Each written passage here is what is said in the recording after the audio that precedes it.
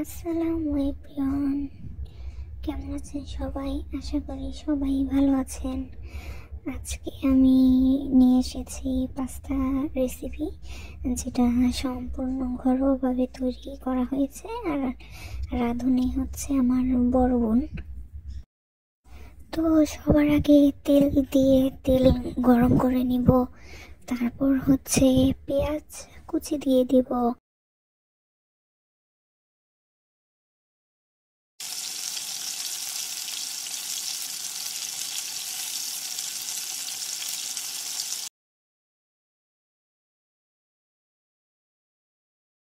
তো পেঁয়াজ একটু ভাজা হয়ে গেলে সামান্য একটু আদা বাটা দিয়ে দিব।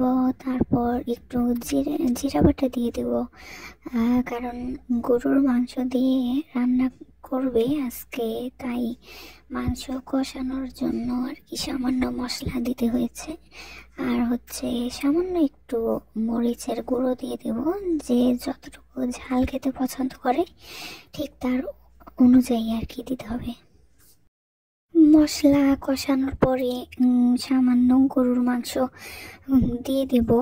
আমি আর আমার বড় বোনের জন্যই আর কি পাস্তা রান্না করেছিলাম, আর কি আপু রান্না করেছে। তো সেই অনুযায়ী আমাদের দুইজনের অনুযায়ী আর কি সব উপকরণ দেওয়া হচ্ছে। আপনাদের যতটুকু প্রয়োজন বা যতজন মানুষের জন্য আর কি রান্না করবেন, ঠিক ততটুকুই উপকরণ দিবেন। তো এরপর লবণ দিয়ে দিব। লবণ দেওয়ার পরে সামান্য একটু সয়া সস দিয়ে দেব।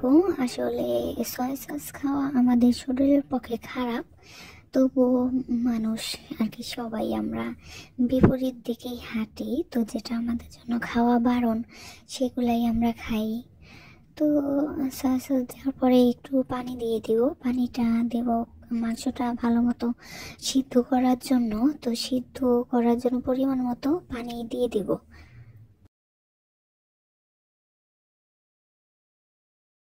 আসলে গরুর মাংস হতে একটু সময় লেগে যায়।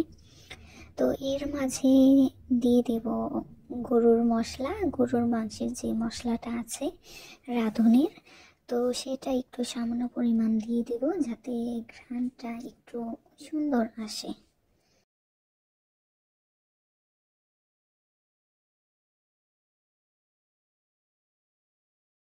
পানি অর্ধেক শুকিয়ে গেলে তখন পাস্তা ঢেলে দিব, কারণ অল্প পানির সাথেই পাস্তা দিয়ে দিলে সম্পূর্ণ স্বাদ পাস্তার ভিতরে যাবে এবং অনেক টেস্টিও হবে।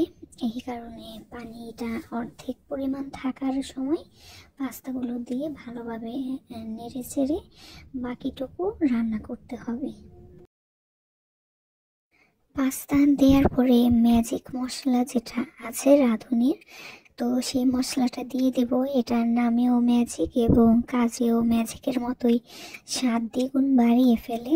তো মশলা দেওয়ার পরে একদম ভালোভাবে নেড়ে চেড়ে দিতে হবে, যাতে সব পাস্তার মধ্যে মশলাটা ভালোভাবে যায় এবং স্বাদ যেন সব জায়গায় সেম সেম হয়। নয়তো দেখা যায় কোনো জায়গায় কম বেশি হয়ে যেতে পারে, তাই ভালোভাবে নাড়াচাড়া করে নিতে হবে। আমাদের পাস্তা প্রায় রেডি।